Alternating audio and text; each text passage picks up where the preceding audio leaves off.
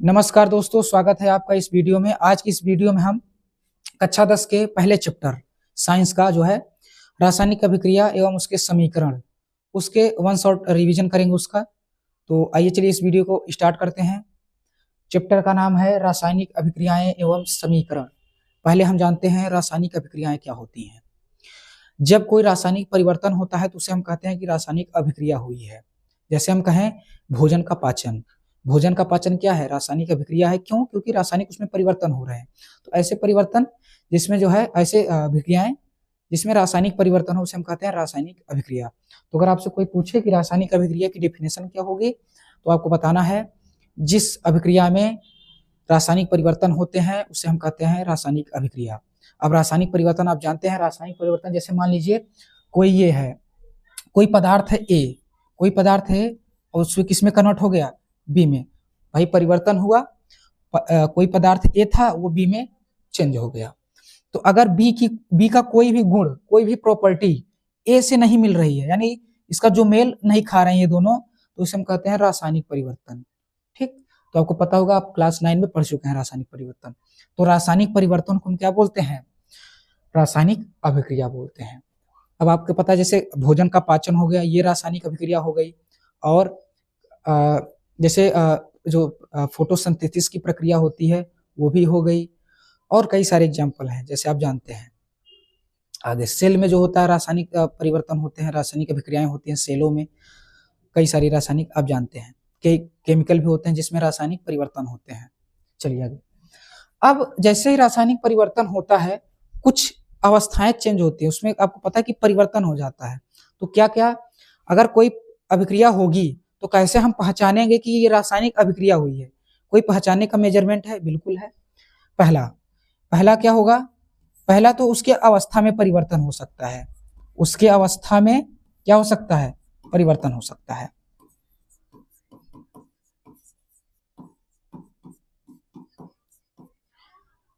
पहला तो उसकी अवस्था में परिवर्तन हो सकता है। दूसरा, उसका गंध बदल सकता है। क्या बदल सकता है? गंध बदल सकता है।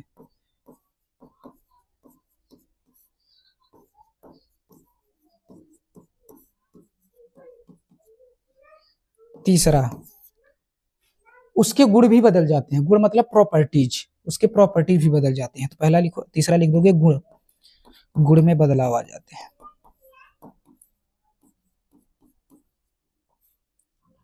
और क्या हो सकते हैं? कलर भी चेंज हो जाता है। कलर चेंज हो जाता है कि नहीं? तो कलर यानी रंग परिवर्तन, रंग में परिवर्तन, रंग में परिवर्तन। ठीक, तो ये कुछ बदलाव होते हैं जब रासायनिक अभिक्रिया एक होती है। कुछ ऐसे कुछ बदलाव हो सकते हैं, या तो अवस्था में बदलाव हो जाए, या तो गंध बदल जाए, या तो गुण में बदलाव हो जाए, या तो रंग में परिवर्तन हो जाए। तो कुछ ये बदलाव होते हैं जब परिवर्तन होता है रासायनिक अभिक्रिया, तो कुछ ये बदलाव देखे जाते हैं रासायनिक अभिक्रिया के दौरान। तो ये तो हो गया रासायनिक अभिक्रिया। आई होप आप समझ गए होंगे रासायनिक अभिक्रिया। अब आते हैं रासायनिक समीकरण की ओर। अब ध्यान से देखिएगा आप इसे। रासायनिक समीकरण पहले हम देख लेते हैं, उसके बाद हम रासायनिक जो है रासायनिक समीकरण, क्या नाम है उसका? टॉपिक का नाम है रासायनिक समीकरण।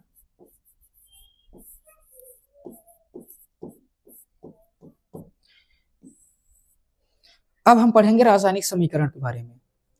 रासायनिक समीकरण किसे कहते हैं?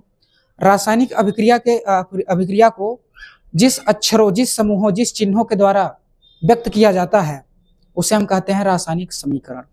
फिर से सुनिए, रासायनिक अभिक्रिया को व्यक्त करने के लिए जिस समीकरणों की जरूरत पड़ती है उसे हम कहते हैं रासायनिक समीकरण। जैसे हमने कोई दो प्रोडक्ट लिया, ए और बी, ए और बी हमने दो प्रोडक्ट लिया, उससे क्या बना? ये एरो बताता है कि ये इस तरफ का क्या कहलाता है, इस तरफ का क्या कहलाता है। मान लीजिए ए और बी दो पदार्थ थे, मिल करके कोई सी पदार्थ बना लिए।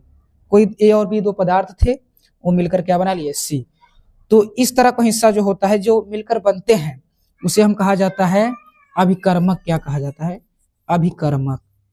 अभिकर्मक या अभिकारक, अभिकर्मक या अभिकारक क्या बोलते हैं?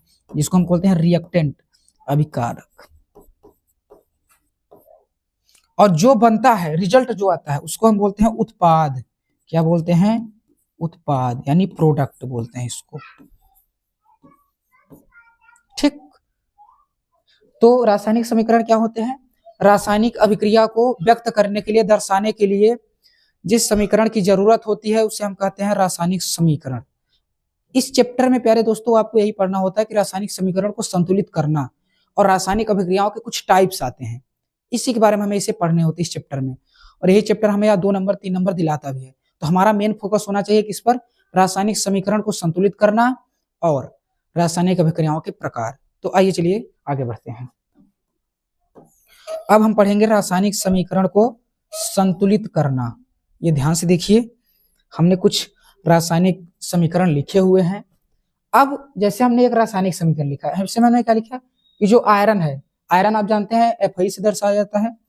आयरन और ये पानी, जल है, हाइड्रोजन, जिसको हम हाइड्रेट बोलते हैं।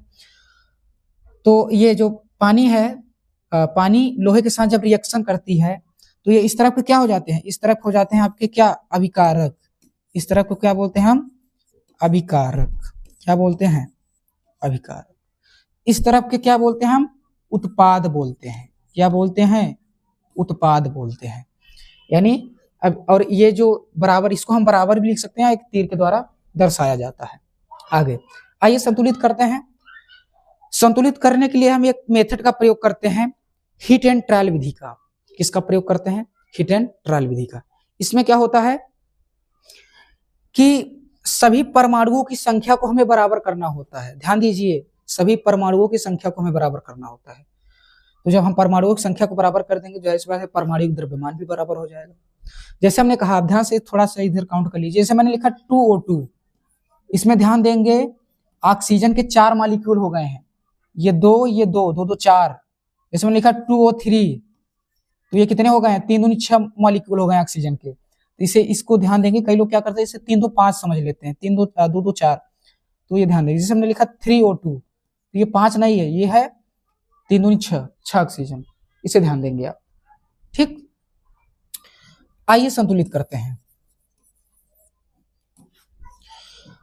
अब आप पहले किसी को भी एटम को उठाइए, किसी भी एटम को। हम पहले उठाते हैं लोहे को, Fe को। चलिए उठाते हैं। Fe इस तरफ कितना है? Fe हमें इस तरफ दिख रहा है 1 ठो, और इस तरफ हमें 2 दिख रहा है। Fe कितना दिख रहा है? 2 ठो। तो हमें इसमें 2 ठो Fe लाना होगा।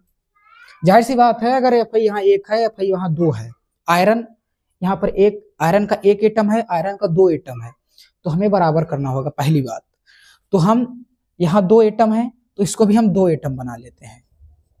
बना दिए। अब हमने क्यों बनाया? हमने आपको बताया कि हम क्या करते हैं, इसमें परमाणुओं की संख्या को बराबर करेंगे तो परमाणु द्रव्यमान अपने आप बराबर हो जाएंगे। तो हम यहाँ 2 आयरन के एटम थे, तो हमने भी यहाँ 2 कर दिया। चलिए 2 2 बराबर हो गए। अब हम ऑक्सीजन को लेते हैं। ऑक्सीजन हमें यहाँ दिख रहा है 3। कितने दिख रहे हैं? 3। और यहाँ कितने दिख रहे हैं? यहाँ हमें दिख रहा है 1 को। तो हमें क्या करना होगा? 3 यहाँ लगाना होगा? नहीं, 3 यहाँ नहीं लगाया जाता, 3 यहाँ लगाया जाता है। आप यहाँ कुछ नहीं लगा पाएंगे, आपको आगे जो करेक्शन करना होगा आप आगे करेंगे। इस बात को आप ध्यान देंगे। ठीक। तो आप यहाँ लगाएंगे। अब देखिए, 3 ऑक्सीजन थे, 3 ऑक्सीजन हो गए। ये 2 Fe थे, 2 Fe हो गए। अब हाइड्रोजन पर आइए। हाइड्रोजन कितने हो गए? अभी हमने बताया कि ये 2 3 6 हाइड्रोजन हो गए। अभी हमने बताया कैसे काउंट किया जाता है। ये इसमें कई लड़के जो है कंफ्यूज हो जाते हैं कि ये 3 तो 5 है। 3 तो 5 नहीं है, 3 दूनी 6 है। अब इस तरफ 6 हाइड्रोजन, इस तरफ 2 हाइड्रोजन, तो हमें क्या करना पड़ेगा? यहाँ आगे 3 लगाना पड़ेगा।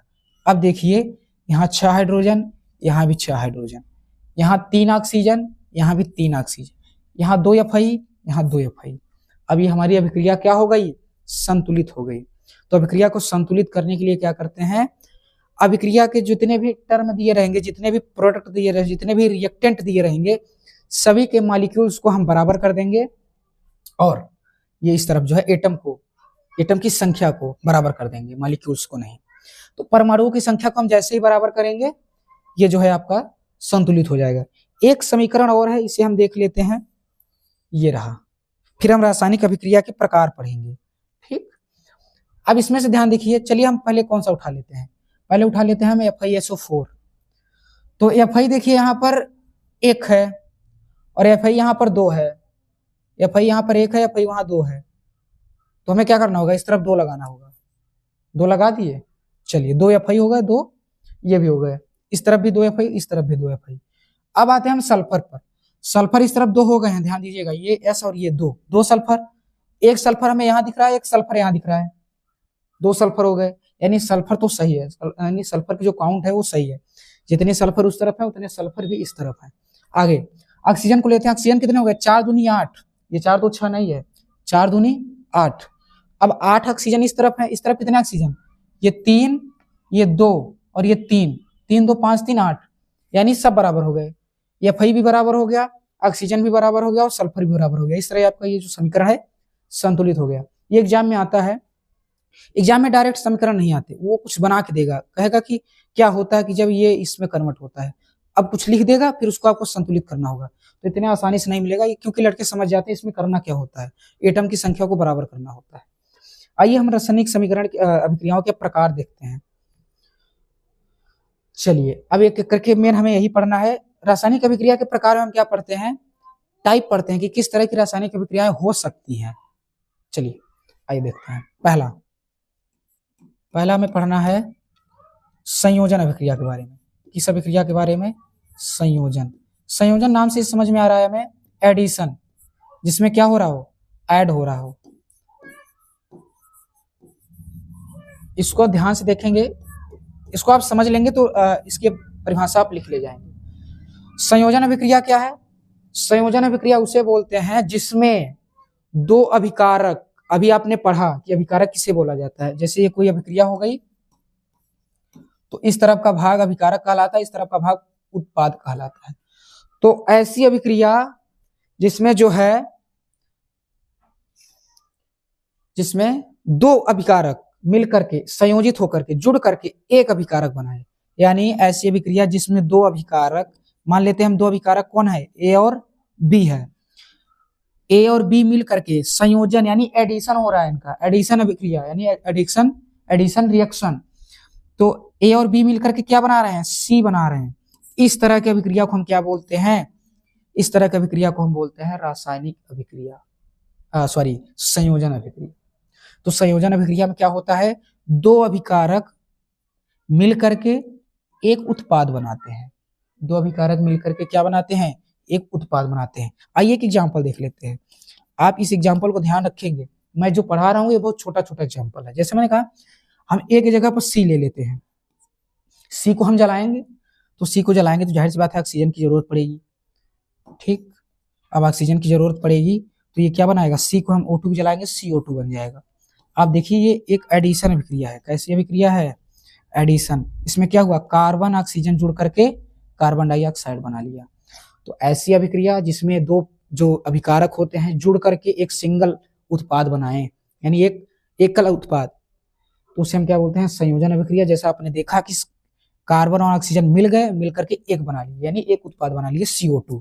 तो इस प्रकार की अभिक्रिया को हम क्या बोलते हैं, संयोजन अभिक्रिया। आइए आगे बढ़ते हैं, अब हम पढ़ते हैं वियोजन अभिक्रिया के बारे में। किसके बारे में, वियोजन अभिक्रिया। आइए दूसरा वियोजन, जिसको हम बोलते हैं वियोजन अभिक्रिया। वियोजन नाम से समझ में आ रहा है टूटेगा, ये क्या होगा, टूटेगा, क्या होगा, टूटेगा, ठीक। तो आइए लेते हैं, जैसे हमने कहा, मान लीजिए कोई प्रोडक्ट था, कोई अभिकारक था ए कोई क्या है, अभिकारक है, ये क्या है, अभिकारक है। अभिकारक जो है टूट कर करके 2 भागों में हो गया, मान लीजिए वो बी और सी में चेंज हो गया, इसे हम क्या बोलेंगे, वियोजन अभिक्रिया। यानी कोई अभिकारक था, वो चेंज होकर के टूट गया 2 भागों में, मतलब परिवर्तन हुआ उसका, रासायनिक अभिक्रिया हुई और वो टूट करके 2 भागों में बन गया। तो ऐसी अभिक्रिया जिसमें कोई अभिकारक अभिक्रिया के बाद टूट करके 2 या 2 से अधिक उत्पाद बना ले, इसे हम क्या कहते हैं, वियोजन अभिक्रिया बोलते हैं, ठीक। आइए आगे बढ़ते हैं।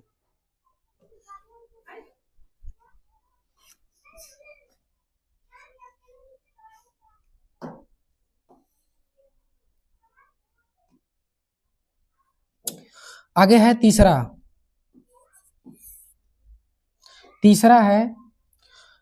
तीसरा हम लेते हैं विस्थापन अभिक्रिया को।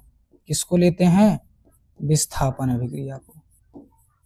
विस्थापन अभिक्रिया को इसको लेते हैं विस्थापन अभिक्रिया। ठीक, किसको लेते हैं? विस्थापन अभिक्रिया को। अब विस्थापन अभिक्रिया में क्या होगा? जैसा नाम से पता चला, डिस्प्लेसमेंट यानी विस्थापन होगा। जैसे देखिए, मान लीजिए कोई प्रोडक्ट था AX, ध्यान देंगे इसको, कोई था B। अब जब होगा, ये अभिकारक था, ये क्या था? अभिकारक थे। ये क्या थे? अभिकारक थे। अब अभिकारक जो है डिस्प्लेसमेंट यानी जो A की जगह पर B आ जाएगा और B की जगह पर A हो जाएगा, तो हमने क्या लिख देंगे? हम लिख देंगे BX प्लस में A। अब यहाँ से आप ध्यान से देखोगे तो इसमें जो है डिस्प्लेसमेंट हो रहा है। डिस्प्लेसमेंट कैसे हो रहा है? आप देख रहे हैं कि जो ये AX है और B दो उत्पाद हैं, मिल करके जो है क्या बना रहे हैं?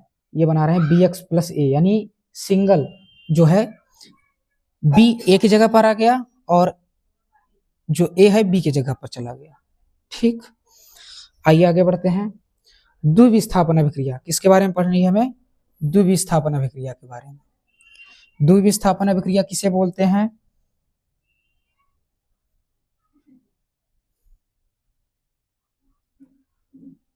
द्विविस्थापन अभिक्रिया। द्विविस्थापन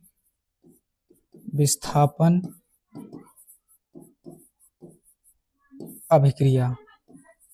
द्विविस्थापन अभिक्रिया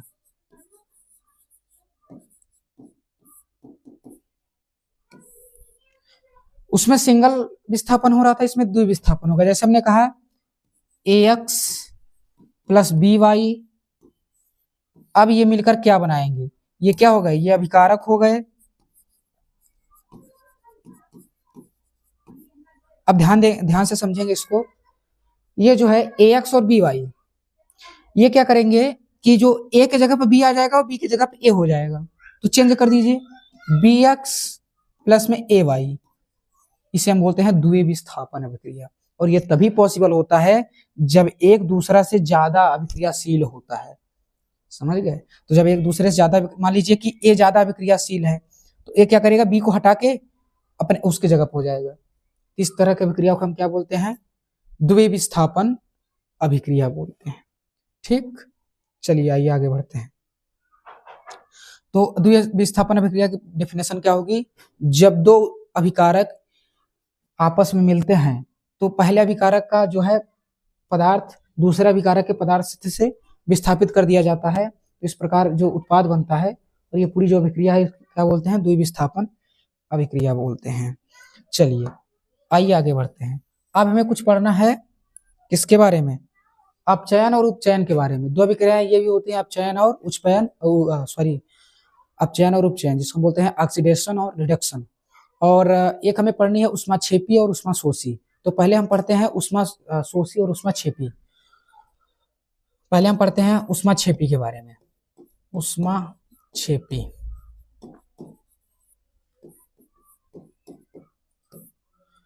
ऐसी रासायनिक अभिक्रिया जिसके होने के दौरान ऊष्मा रिलीज होती है। क्या रिलीज होती है? ऊष्मा बनता है, ऊष्मा भी रिलीज होती है। यानी ऐसी अभिक्रिया जिससे ऊष्मा का उत्पादन होता है, ऊष्मा का क्षेपण होता है, यानी निकलती है ऊष्मा, उसे हम क्या बोलते हैं? ऊष्माक्षेपी। जैसे हमने कहा, आप क्या करिए? कार्बन को जलाइए, कार्बन को क्या करिए? जलाइए। तो कार्बन को जब आप जलाएंगे तो ऊष्मा निकलेगी, ऊष्मा निकलेगी कि नहीं? तो इस प्रकार की अभिक्रियाओं को हम क्या बोलते हैं? ऊष्माक्षेपी। इस प्रकार की अभिक्रिया को क्या बोलते हैं? ऊष्माक्षेपी। यानी ऐसी अभिक्रिया जिसमें ऊष्मा उत्सर्जन होता है, ऊष्मा का यानी ऊष्मा निकलती है, उस प्रकार की अभिक्रिया को हम क्या बोलते हैं? ऊष्माक्षेपी अभिक्रिया। जैसे हमारे अंदर जो शोषण की प्रक्रिया होती है, ये शोषण अभिक्रिया भी हमारे अंदर क्या? ऊष्माक्षेपी है। कई बार एग्जाम में आता है कि दे देगा आपको कि निम्नलिखित में से कौन सी ऊष्माक्षेपी अभिक्रिया है, तो आपको दिया रहेगा कि पहला दिया रहेगा, कोई भी दिया रहेगा, इसमें से एक विकल्प आपको दिया जाएगा श्वसन, पाचन, ये सब दिया रहेगा तो आप उसमें से श्वसन टिक करके आएंगे। श्वसन क्या है? ऊष्माक्षेपीय अभिक्रिया है। आइए आगे हम पढ़ते हैं, दूसरा पढ़ते हैं अब ऊष्माशोषी अभिक्रिया के बारे में। ऊष्माशोषी इसमें क्या होता है? इसमें होता है कि जब जो है ऐसी अभिक्रिया जिसको होने के लिए उष्मा की जरूरत पड़े, ऐसी अभिक्रिया जिसे होने के लिए उष्मा की जरूरत पड़े, उसे हम क्या बोलते हैं? ऊष्माशोषी अभिक्रिया बोलते हैं। चलिए आगे बढ़ते हैं। अब हम पढ़ते हैं अपचयन और उपचयन के बारे में। पहले हम पढ़ते हैं उपचयन। पहले किसके बारे में पढ़ते हैं? उपचयन। उपचयन जिसको हम बोलते हैं ऑक्सीडेशन। क्या बोलते हैं? ऑक्सीडेशन। अब ऑक्सीडेशन क्या है? उपचयन मतलब होता है ऑक्सीजन का जुड़ना। ऑक्सीजन का जुड़ना, ऑक्सीजन का जुड़ना या हाइड्रोजन का निकलना।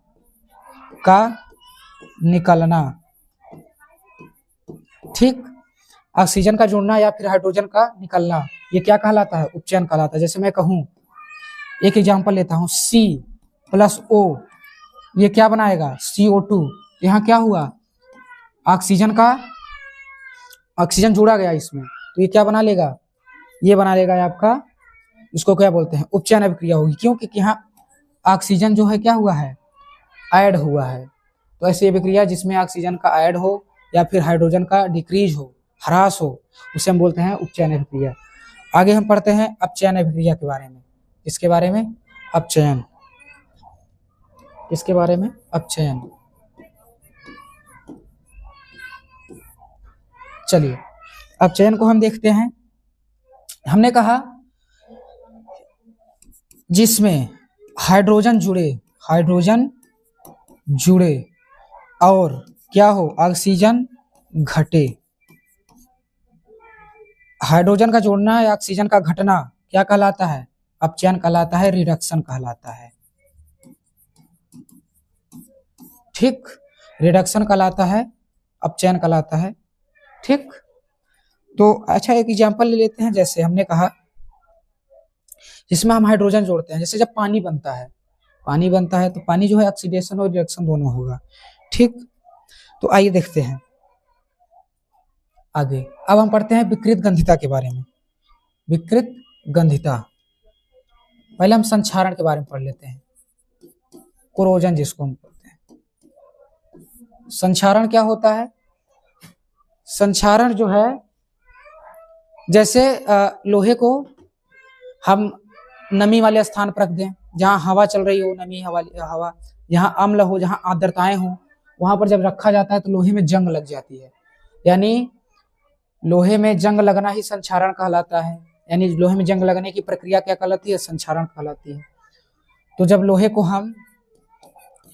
को नमी वाली जगह पर रखते हैं, कहाँ? नमी या अम्लीय, तो रिएक्ट करके क्या बना लेता है? एक जंग बना लेता है। यही अभिक्रिया क्या कहलाती है? यह अभिक्रिया कहलाती है संक्षारण। यानी लोहे को नमी और अम्लीय माध्यम में जब रख देते हैं तो वो जंग बना लेती है, और इसी को हम क्या बोलते हैं? संक्षारण। अब आगे है विकृत गंधिता। विकृत गंधिता,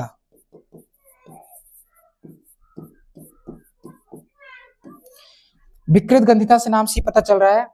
मान लीजिए कोई प्रोडक्ट है, मैंने लिया चिप्स, मान लीजिए चिप्स का जो है ऑक्सीजन से रिएक्शन हो जाता है। चिप्स का ऑक्सीजन के साथ रिएक्शन हो जाएगा, और जैसे रिएक्शन होगा चिप्स क्या हो जाएगा? महकने लगेगा, फूलने लगेगा, मतलब वो खाने में मजा नहीं आएगा, गंध आ जाएगी उसमें। जैसे घी को हम खुले बर्तन में ऐसे रख देते हैं तो वो भी जो है महकने लगता है। तो विकृत गंधिता किसे कहते हैं? वह प्रक्रिया जिसमें कोई खाद्य पदार्थ हवा या नमी के संपर्क में आने पर उसके रंग और गंध में बदलाव हो जाए, तो उसे हम क्या कहते हैं? विकृत गंधिता कहते हैं। उसके गंध में बदलाव, यानी उसका जो गंध है विकृत हो जाए, बदल जाए, उसे हम क्या बोलते हैं? विकृत गंधिता बोलते हैं। ठीक, जैसे अब इसीलिए जो है जब हम देखते हैं चिप्स होता है, आता है पैकेट में, उसमें नाइट्रोजन गैस भरी जाती है, ताकि वो ऑक्सीजन से संपर्क न कर पाए, क्योंकि आप जानते हैं नाइट्रोजन कैसी गैस है, नाइट्रोजन कैसी गैस है, नाइट्रोजन जो है एक अक्रिय गैस है, तो ये ऑक्सीजन को रिएक्ट करने से रोकती है। तो इस तरह से आपका ये चैप्टर जो है कंप्लीट होता है। और आई होप आप ये जो है चैप्टर जो है आप इस वीडियो पर 100 लाइक दीजिए, ताकि हम नेक्स्ट वाला जो है चैप्टर लेकर आए। दूसरे चैप्टर का नाम है अम्ल एवं क्षार। ये वीडियो थोड़ी जल्दी में हुई है क्योंकि आधे घंटे का टाइम था, तो इसको हमने कर दिया है। बाकी नेक्स्ट वाली वीडियो हम पूरे एक्सप्लेन के साथ लाएंगे। जय हिंद दोस्तों।